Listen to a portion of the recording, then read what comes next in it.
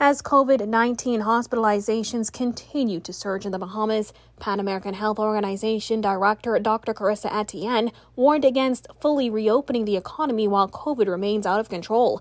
Dr. Etienne, who was responding to a question from the Nassau Guardian during a virtual PAHO press conference on Wednesday, noted that balancing public health measures while reopening the economy has been a challenge for every country in the world. We have seen time and time again that full economic activity cannot resume unless we have the virus under control. And to attempt otherwise places lives at risk and extends the uncertainty brought by the pandemic. Health and well-being must be prerequisites for reactivating the economy in the context of COVID-19. Officials at Princess Margaret Hospital reported last week that the hospital had reached its capacity with COVID-19 patients.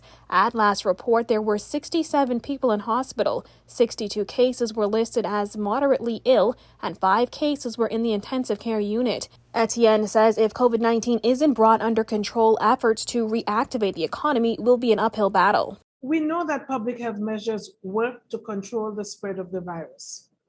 And each country needs to be responsive to their own national and local context and do the risk analysis that is necessary. We have already said that reactivating our economies must be done gradually and must be based on the evolving data about the virus's spread, about the health system's capacity. Data must always guide our actions against this virus.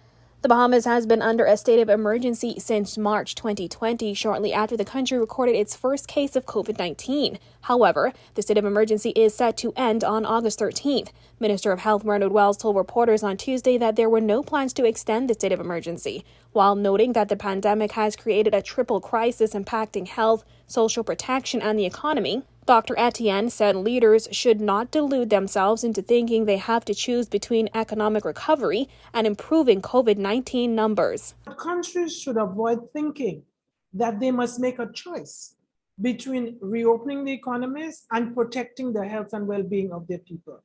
We believe that this is a false choice. The Bahamas has recorded more than 13,000 COVID cases. More than 900 remain active. Reporting for Guardian News Network, I'm Jasmine Brown.